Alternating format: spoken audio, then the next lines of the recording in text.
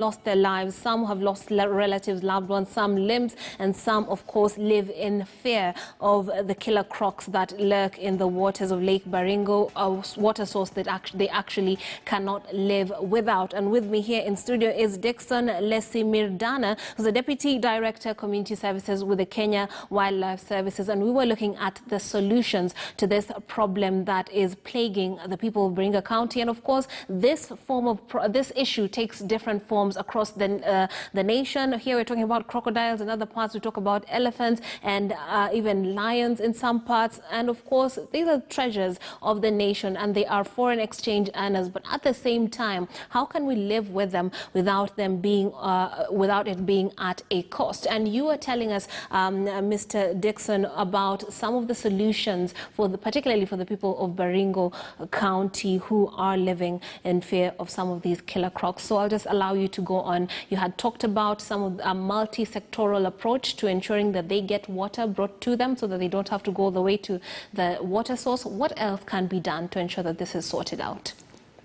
Thank you, Trix. The other solution is that we cannot continue to assume that the communities living with this wildlife or around this lake understand the wildlife to an extent that they can be able to also do certain things that are going to ensure that they don't get negative interaction with this wildlife.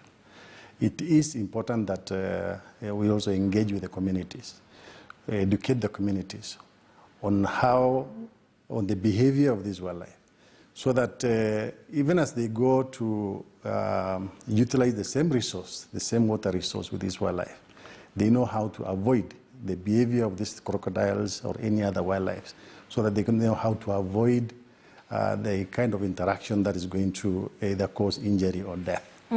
So we have an elaborate program for community engagement and education, where we go to the communities to educate them on this wildlife, so that they can be able to understand them and know how to live in a way that is not going to cause, that kind of a negative interaction. Okay, so let's just unpack what you have said. Let's say someone is watching, someone who lives in that locality. They need water, there's a water source, and they have no other choice but to go to it. So when you're giving this sort of education to the people, what do you tell them? Because they have to do what they have to do to get their water, but at the same time, they need that awareness that you're talking about. So what would they literally have to do, or rather have to know, to ensure that they are safe? In Lake Baringo, for example, yes, there are water channels which are relatively safe for people to go and draw water, where there's less possibility of crocodiles being there.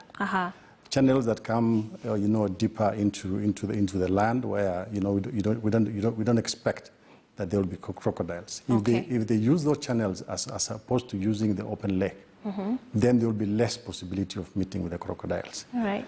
And of course the traditional ways of beating the water to scare away the crocodiles, so that they don't actually come closer to where you want to come and draw the water. Okay. So that kind of an awareness, so that you avoid the possibility of meeting the crocodiles, and then now, so that that kind of injury or death can be caused. Absolutely. And we saw some of the people being featured in this story are young ones. Perhaps are parents meant to be aware that they are more vulnerable when it comes to these wildlife animals? Yeah, even in schools, I think kids also need to be educated. So the educational program will also target all clusters of the society, the members of the public, parents, kids in school. I think that's critical, that they are aware of the dangers and how to avoid those dangers. Yes. Let's take a look at other parts of the nation. Could you paint us a picture, particularly when it comes to elephants? They're known to have, to evoke these kinds of emotions from the people, whereby they are coming into their farms and raiding them and eating their food that they have worked hard, and therefore there's almost this perennial conflict between the people and these animals, and it has to do with the seasons. Could you paint us a picture and some of the solutions that you have put in place to ensure that that sort of thing is not happening anymore? a number of solutions, and most of them are site-specific. Yes, it's true that the elephant is one of the species which is causing a lot of human-wildlife conflicts. Yes. Especially in terms of crop destruction, deaths, injuries, name it, and in most of the areas. There are areas which have high conflict incidents in terms of elephants. Areas like Kipia, Kajiado, where there are a number of people who are being killed or injured by elephants. Crop destruction in Laikipia, for example. And specifically, there are a number of cases where we intervene directly in terms of driving the elephants away from the human habitations. Yes. We actually have 125 stations across all counties where we deploy, where we have problem animal control rangers who are deployed to ensure that they prevent conflicts from happening,